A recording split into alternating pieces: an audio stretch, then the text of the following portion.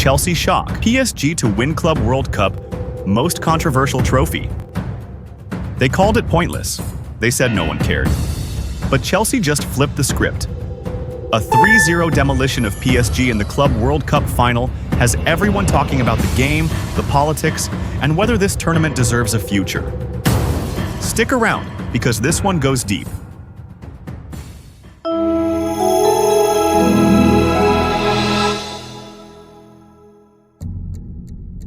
FIFA says this is the crown jewel of global club football. But fans ask, at what cost? More matches, more injuries, more disruption. Is this tournament football's future or a giant FIFA-made Frankenstein? What is the Club World Cup, really? It started in 2000 as a way to bring together the champions of each continent. A noble idea. The Champions League winner facing off against Asia, Africa, and the Americas. But in reality, Europe and South America dominate. Everyone else? Barely a chance. In 2025, it was Chelsea from England versus PSG from France. Europe versus Europe, again. So how global is it really? The fatigue factor. Here's the kicker. The tournament was held in mid-July, right after domestic campaigns and summer friendlies. While some stars were off on private yachts, Chelsea's squad was still grinding. Cole Palmer had already played 52 games this season. Reece James had just come back from injury. Maresca had a skeleton squad, and they still pulled it off. It's amazing to win it. But yeah, I'm knackered. I think we all are. The money machine FIFA makes no secret about it. This tournament is lucrative. Reports suggest Chelsea earned $154 million just from this run. That's more than many clubs make in an entire year. Staged in New York at MetLife Stadium, the 2025 final was the most watched edition ever. Over 81,000 fans in attendance, record ad revenue, and 100+ countries broadcasting it. For FIFA, it was a jackpot. But here's the twist.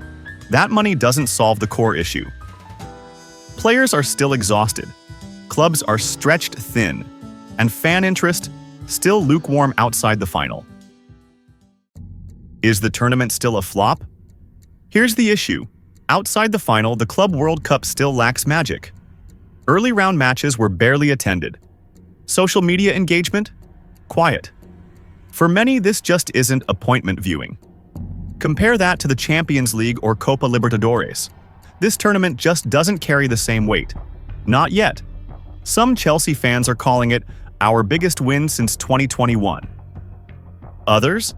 A glorified preseason friendly. PSG fans were livid. Neves cost us the match. Some even called for Luis Enrique to resign.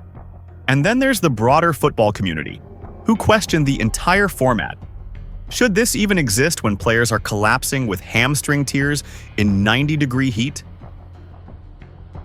Chelsea's legacy. So, does this make Chelsea the best club in the world? Technically, yes. On paper, they beat every continental champion. They conquered the system FIFA built. But legacy? That's more complicated. Champions League glory still holds more prestige. But for a young Chelsea squad, this could be the foundation of something huge.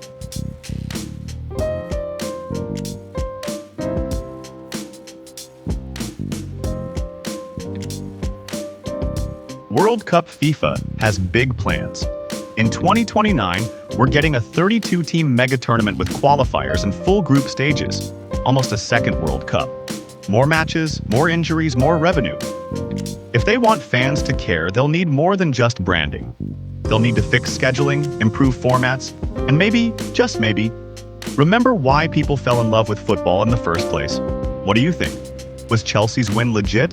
Or just the least boring part of a boring tournament? And should the Club World Cup even exist in its current form?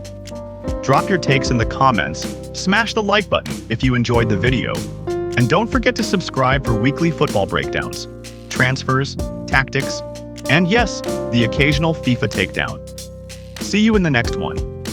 Peace.